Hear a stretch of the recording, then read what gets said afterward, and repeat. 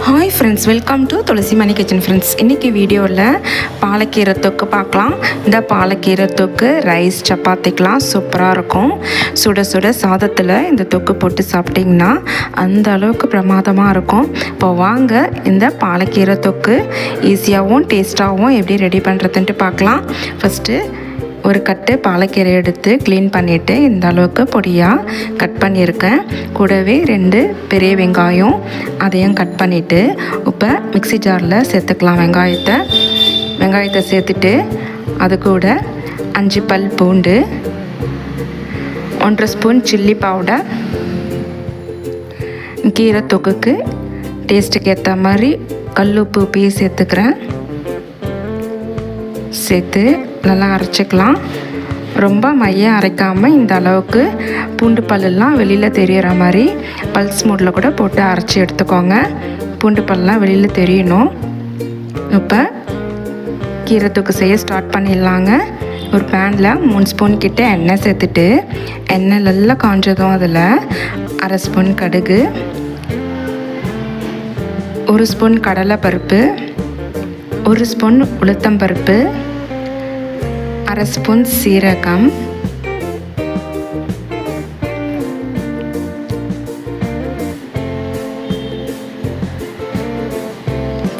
சேர்த்துட்டு அது நல்லா பொரிஞ்சதும் இப்போ ஒரு வரமிளகாய் 2 கிள்ளி அதை சேர்த்து கூடவே கொஞ்சம் கறிவேப்பிலை சேர்த்து நல்லா பொரிய விட்டுக்கலாம் எல்லாத்தையும். இப்போ அரைச்சி வச்சுருக்க அந்த மசாலா பேஸ்ட்டையும் சேர்த்து நல்லா கலந்துக்கலாம். இந்த மசாலா பேஸ்ட்டோட பச்சை வாசனை நல்லா போகிற மாதிரி நல்லா எண்ணெயில் ஒரு 5 நிமிஷத்துக்கு ஹை ஃப்ளேமில் வச்சு நல்லா கலந்து எடுத்துக்கோங்க. இந்த அளவுக்கு டார்க்காக வரணும் தொக்கு, அந்த அளவுக்கு நல்லா கலரி எடுத்துட்டு இப்போ கட் பண்ணி வச்சுருக்க பாலக்கீரையை சேர்த்துக்கலாம். இந்த தொக்கிலேருந்து எண்ணெய்லாம் நல்லா பிரிஞ்சு வரணும், அந்த அளவுக்கு நல்லா கலந்து எடுத்துகிட்டு இப்போ பாலக்கீரையை சேர்த்துக்கோங்க.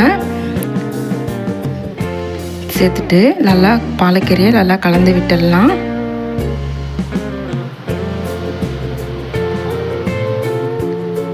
நல்லா கலந்துட்டு ஒரு 5 நிமிஷத்துக்கு மூடி வச்சு கீரையை நல்லா வேக வச்சுக்கலாம்.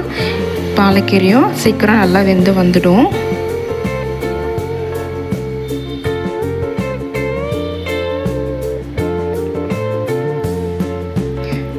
இப்போ ஓப்பன் பண்ணிவிட்டு பாருங்கள், கீரைலாம் சூப்பராக வெந்து வந்திருக்கு.